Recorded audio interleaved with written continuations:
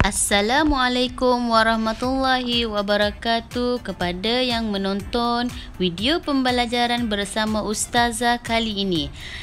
Pada kali ini kita akan belajar mata pelajaran pendidikan Islam tahun 4 di bawah bidang sirah, iaitu tajuk Kebijaksanaan Nabi Muhammad sallallahu alaihi wasallam. Sebelum itu, jangan lupa baca doa ya, agar ilmu yang kita pelajari hari ini mendapat manfaat dan keberkatan daripada Allah Subhanahu wa taala. Jom kita lihat objektif pembelajaran, di mana di akhir pembelajaran ini anak-anak akan dapat menyatakan maksud fatonah. Yang kedua, meneladani sifat fatonah Nabi Muhammad sallallahu alaihi wasallam, dan yang ketiga, menjelaskan keunggulan sifat fatonah Nabi Muhammad sallallahu alaihi wasallam. Apakah maksud fatonah? Fatonah ialah bijaksana, berakal budi dan pandai. Nabi Muhammad sentiasa menggunakan kebijaksanaan baginda dalam kehidupan dan dakwah. Untuk pengetahuan anak-anak, para rasul mempunyai pemikiran yang kritis. Mereka dapat merancangkan strategi dakwah dengan berkesan. Mari kita fahami kisah keunggulan sifat fatonah Nabi Muhammad sallallahu alaihi wasallam. Yang pertama, peristiwa peletakan batu Hajarul Aswad. Nabi Muhammad sallallahu alaihi wasallam mencadangkan agar setiap pembesar kabilah memegang setiap bucu kain untuk meletakkan Hajarul Aswad di tempat asalnya. Tindakan tersebut dapat meleraikan pertelingkahan dalam kalangan kabilah Arab.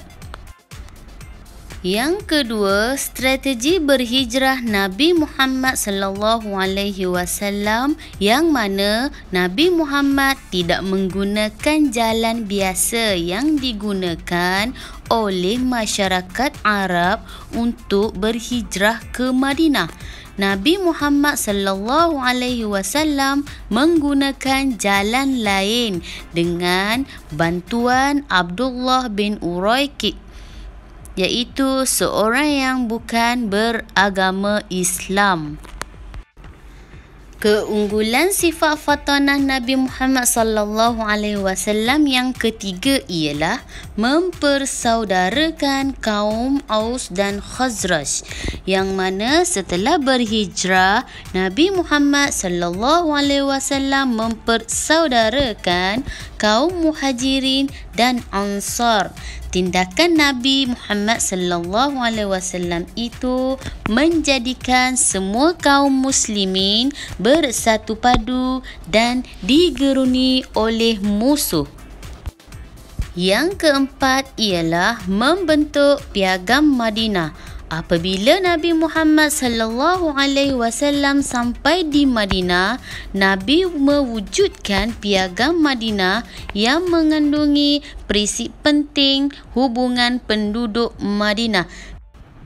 Yang terakhir ialah usahawan yang unggul, yang mana Rasulullah sallallahu alaihi wasallam merupakan usahawan yang berjaya. Baginda diamanahkan menguruskan perniagaan milik Sayyidatina Khadijah. Dengan kebijaksanaan dan kejujurannya dalam perniagaan, baginda memperoleh keuntungan yang lebih berbanding usahawan yang lain. Seterusnya, mari kita meneladani sifat fatonah Nabi Muhammad sallallahu alaihi wasallam berdasarkan peristiwa perletakan Hajarul Aswad tadi, teladannya ialah Nabi Muhammad sallallahu alaihi wasallam menggunakan kebijaksanaan baginda untuk meleraikan persengketaan dan menamatkan permusuhan. Ini bermaksud rumusannya kita hendaklah berusaha mendamaikan persengketaan. Yang kedua, berdasarkan peristiwa hijrah Nabi dari Mekah ke Madinah, teladannya ialah Nabi Muhammad sallallahu alaihi wasallam berdikari dan jujur dalam setiap pekerjaan yang dilakukan. Sebagai rumusan, merancangkan sesuatu dengan teliti sebelum melakukan pekerjaan dan tugasan. Yang ketiga, melalui peristiwa persaudaraan kaum Aus dan Khazraj juga kita dapat meneladani bahawa Nabi Muhammad sallallahu alaihi wasallam mengukuhkan kesatuan kaum muslimin dan menjadikan mereka bersaudara. Ini sebagai rumusan kita hendaklah mengutamakan perpaduan dan kesepakatan. Yang keempat, melalui peristiwa Piagam Madinah juga kita dapat meneladani Nabi Muhammad sallallahu alaihi wasallam dalam menetapkan peraturan agar hidup sentiasa harmoni dan teratur. Sebagai rumusan, kita perlu menetapkan peraturan dan berusaha untuk mematuhinya agar kehidupan kita aman dan teratur. Dan yang terakhir, melalui kejujuran dan kehebatan Nabi Muhammad mengamalkan nilai-nilai murni dalam setiap urusan merupakan rahsia kejayaan Nabi sebagai usahawan. Sebagai rumusan, kita perlu berusaha gigih dan tekun untuk berjaya.